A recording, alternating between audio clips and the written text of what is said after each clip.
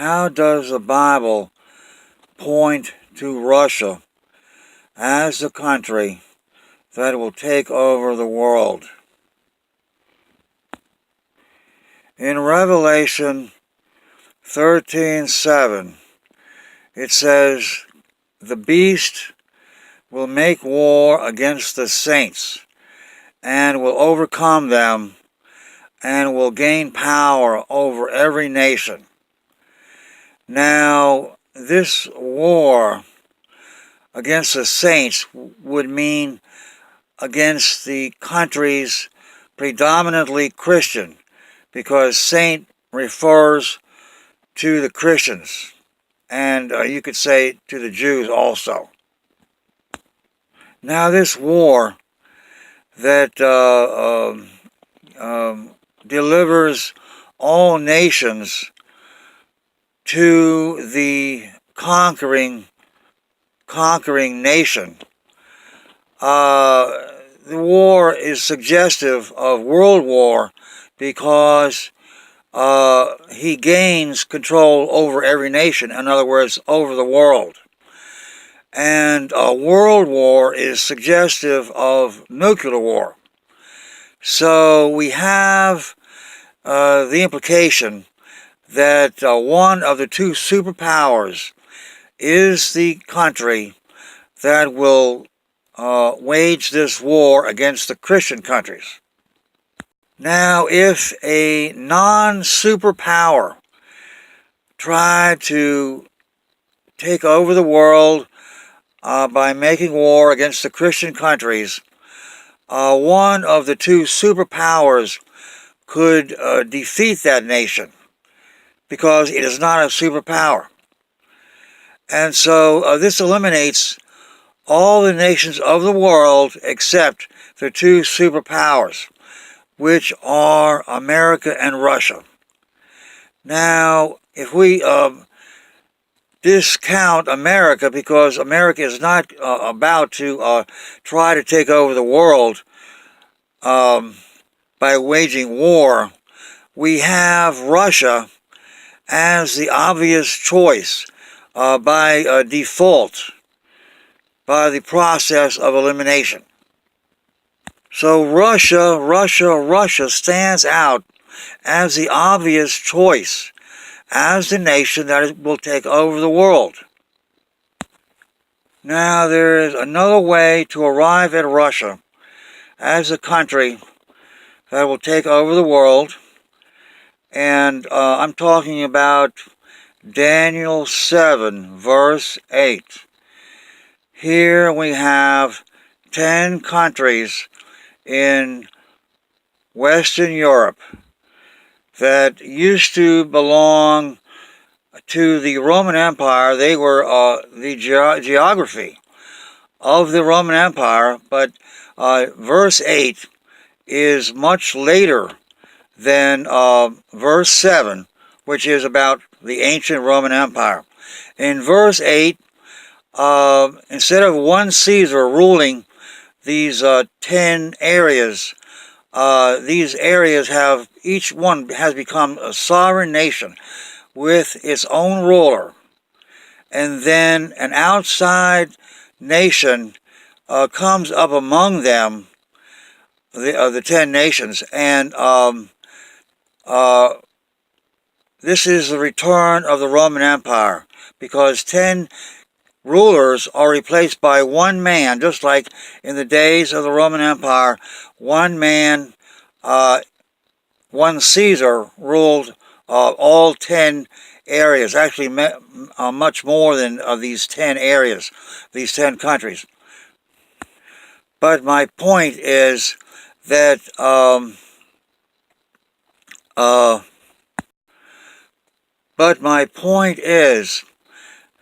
the conquering power comes up among the 10 Western European powers, so it can't be one of those 10 nations. It has to be an outside nation. And what nation is close enough to Western Europe and powerful enough that it can conquer 10 nations at the same time. Actually, many more than 10 would have to be conquered. And only Russia could fit this requirement, these requirements of being strong enough and near enough. So here again we have Russia as the obvious choice. Now there's a third way we can arrive at Russia as the country that will conquer the world. When I say conquer the world, I don't mean conquer every individual country, but conquer or dispose of the leading countries so that the only countries that are left are weakling countries that cannot put up much resistance, so they automatically are conquered without having to be conquered literally. It's de facto conquered. Just like if you shoot somebody in the heart, you don't have to shoot them in the kidney or in the liver or in the stomach or in the intestines or the brain to kill all those different organs. Just shooting them in the heart does the job of killing all the other organs because of the primacy of the heart. And in the same way, what country, if a country could dispose of or incapacitate America and take over Western Europe, they automatically gain power over the rest of the world without having to do it literally. Now in 2 Thessalonians chapter 2, the man of sin is also called the son of destruction, in other words, the destroyer. Now, this man is considered to be synonymous with the beast over in Revelation 13:7. And so the beast takes over the world, and so the man of sin is also imputed to take over the world by waging war, just like in Revelation 13:7. Now, because one of his names is the destroyer, this would imply that he launches nuclear war. Because how can you destroy more than the person that can launch nuclear war against America? Now, this man of sin is synonymous with the king of the north in Daniel 11, verse 36 through 45, because the king of the north and the man of sin do 4 or 5 different things that the man of sin does 5 things that the king of the north does. Okay, those are 4 things.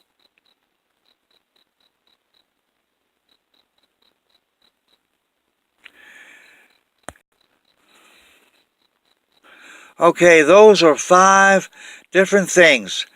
And in 2 Thessalonians chapter 2, the man of sin, he exalts himself above God, he opposes God or speaks against God, he claims to be God, that's 3, and then he sits in the temple of God, which is in Jerusalem, so that's 4 things, and then finally he's defeated by Christ. So there's 5 things in which he is synonymous with the king of the north. Now the trouble is, the king of the north is the king of Syria in the earlier part of Daniel 11.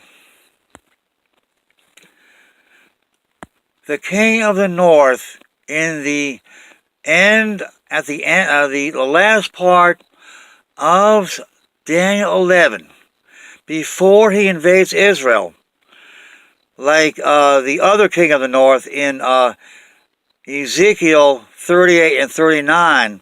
The north there is Magog. That's the far north. He invades Israel. Gog does. He's a leader of that northern power. Gog and the king of the north in Daniel 11 are the same guy. But in Daniel 11, before he invades Israel, he invades many countries to the south, which actually means to the southwest. And this would have to be Europe again, just like over in Daniel 7, verse 8. The idea is, if you look at a map, the relationship between Syria and Egypt is northeast versus southwest. And we apply that same relationship to Russia and the New South. It would have to be southwest of Russia, which does fit Western Europe. Now, the idea is, I want to emphasize one more time the synonymousness of Syria and Russia. We see today that Russia is defending Syria, and Syria and Russia really are fairly synonymous. And so when we look at Daniel 11, verse 36 through 45, and we see the king of the north, we really need to inject Russia into the equation. Russia is what is meant. And when it says that the north will invade the south, will sweep through many nations like a flood, this is talking about Russia invading Western Europe. This cannot be, this is not a trivial matter. This is not a minor matter. This is Russia invading Europe. Now, if Russia invades Europe, you know they have to knock off the leader of the NATO alliance, which is what Europe, Western Europe, is all about, NATO. Now, Russia, how can Russia knock off the United States? Well, as long as America had a powerful arsenal, a nuclear arsenal, Russia could not do so without committing suicide. But Russia made peace, and they tricked America into disarming, and we don't have the arsenal that we used to have. And I want to say, like I said in a couple of other videos, that we don't have the arsenal. Russia can bomb us with impunity at this point. Ever since Obama signed the new disarmament treaty called the New START agreement, we went below a threshold of 1,300 warheads on the missiles on our 8 submarines at sea. And so 1,300 was a magic number because Russia can shoot down 1,300 of our warheads. As long as we had more than 1,300 warheads coming to Russia, Russia would not attack. But now that we're below 1,300, we only have 1,120 on the missiles on our 8 submarines at sea. Long story short, we cannot. There's no longer this thing called MAD, mutual assured destruction. That is out of date. Any nuclear war today would be one-sided destruction. It would not be mutual. Try to get that into your head. All right, there is one more passage that points to Russia as the country that takes over the world. In Revelation 20, there's Gog and Magog. Now, I look at Revelation 20, the millennium, as simply the period between the first and second coming of Christ, just like St. Augustine did. And his view was accepted by the church around the world until the year 1030 AD, when the second coming did not occur by 1030. The church abandoned this interpretation of Revelation 20, and they switched over to this absurd interpretation, which is totally wrong, where the millennium begins with the second coming, which is totally absurd. I'm not going to explain too much about it, except to say that the first interpretation, the one by Augustine, if you go by that, it gives you a tremendous advantage. If the millennium is simply the church age, then we read in Revelation 20 to find out who is the main villain at the end of the millennium. And it turns out his name is Gog. He's the human ruler of this country called Magog, which is Russia. And so he should be the Antichrist, because the Antichrist is the human villain at the end of the church age. So here we have Gog, the ruler of Magog, as the Antichrist in Revelation 20. And like I say, by definition, the Antichrist is supposed to take over the world, and that's why Christ comes to defeat him. So here we have 4 different passages that point to Russia as a country that will take over the world. Try to get over the false doctrine or false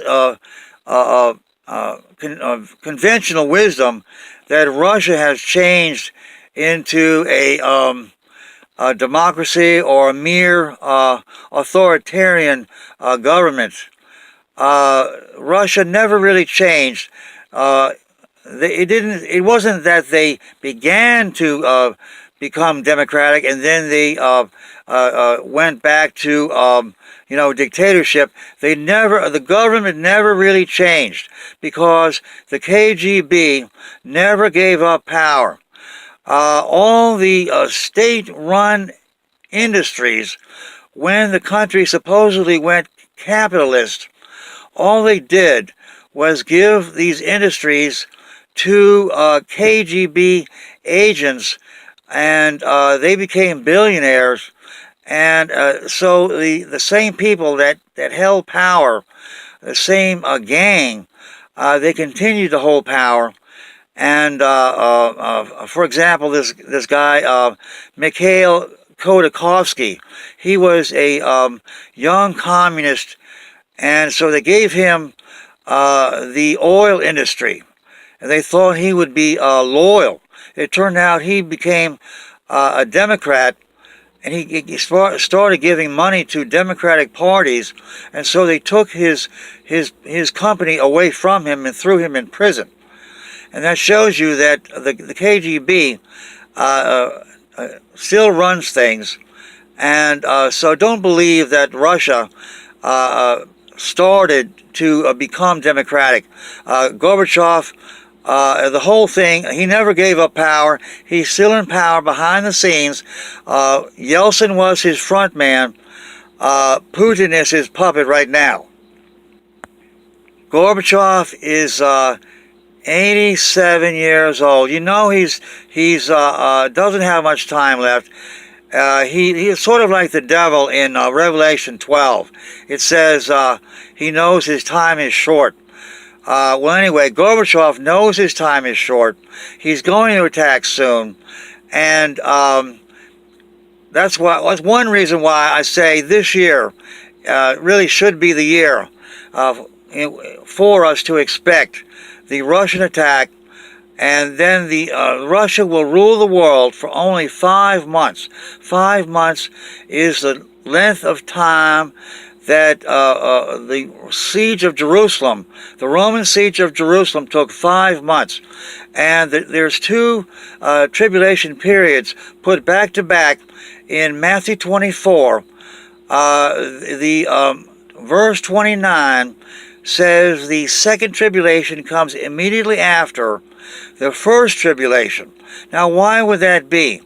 The first tribulation was 5 months. That's the Roman siege of Jerusalem. And so the second tribulation starts off with the stars falling. That's talking about nuclear bombs, nuclear warheads turning into fireballs that are like stars because they work by nuclear fusion. Anyway, that's talking about the second tribulation. Now, why would Christ put the two tribs together? Well, one possible reason is to show that the second trib will be the same length as the first trib. And in Revelation 9, verse 5 and 10, it does say 5 months for the occupation of Western Europe. And that would be the length of the trib. And I want to emphasize the good part, which is the tribulation will be extremely short. These people that try to say 7 years or 3.5 years, they're totally off base, because Christ said, Matthew 24, verse 22, he would shorten the trib for the sake of the elect. Otherwise, no flesh would be left, because after Russia takes Europe and bombs America, China will be terribly angry, because America and Europe are China's two top trading partners. And Russia will take those trading partners away from China. One reason would be to stop China from modernizing its military with all the money that it makes off America and Europe. See, Russia does not like China modernizing. As long as China was filled with people riding bicycles and wearing Mao jackets and getting by on $50 a month, something like that. As long as China was treading water and not modernizing at all, Russia was very happy. And Russia does not like China modernizing one bit. And long story short, China and Russia will get ready to go to war. And that's the war that Christ's second coming will prevent. He will come early to prevent the Chinese-Russian super war. And that should be something that sounds realistic, because it is very realistic. And so get over this crazy idea that the tribulation will be 7 years or 3.5 years. No, 1,000 times no. Okay, if you want to send me any questions or comments, joegrace@gmail.com. JOEGRACE@gmail.com.